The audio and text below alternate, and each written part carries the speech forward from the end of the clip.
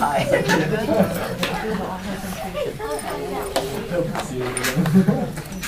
For sensorial, you can do different things like matching fabrics or matching sandpaper or something like that. Ryan, do you want to try this one? No? Well, this is basically just matching different fabrics. And it helps with their development of color and feel and things like that. Thank you. You guys are doing a great job. You want to do that one? Can you match? Can you match the fabrics for me? Where's this partner? Where's the partner? Oh, this one is the same. Yeah. Where's the partner? Is this the partner? Put it together. That one? That's a blue one. Can you find its partner? Where's its partner? Did you find its partner? You don't see it? Put it over here. See the partner? Is that it? Oh, yeah, you got it. Good job. That was good. You can do it.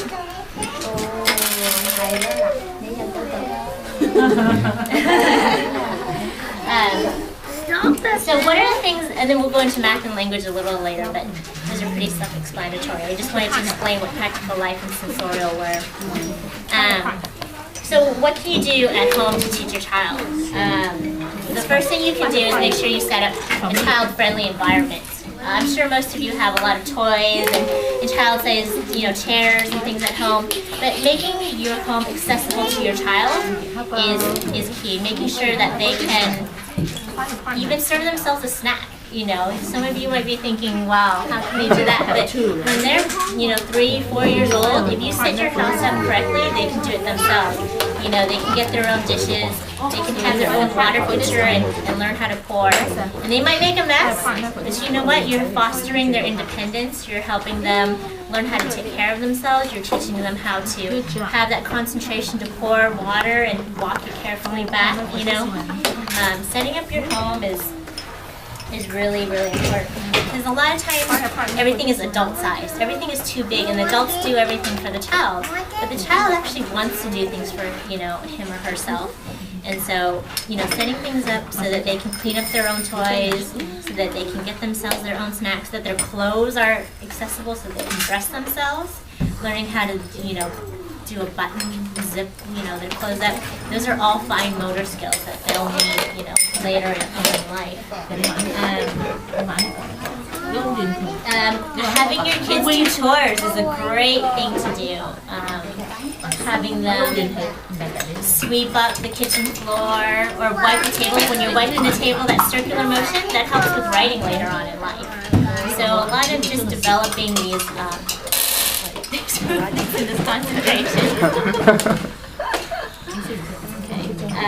So making sure that you have a very child-friendly environment, letting them tie their own shoelaces.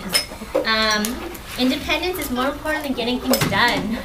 Getting the kids to do things for themselves is more important than, getting to the store on time. In the long run, I'll say that.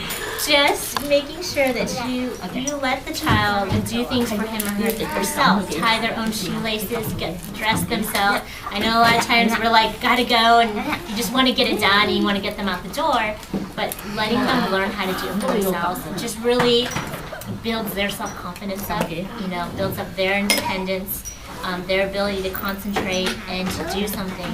And they're just more successful, and they're happier as a child in the long run. So try and build in time to your daily routine, to let them do things for themselves.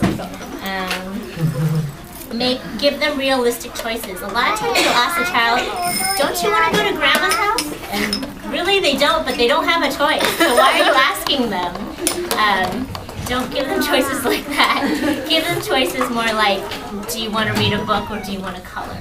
Do you want to eat this or that? Don't give them don't ask them a question where they really have no freedom to say no, So give them realistic choices.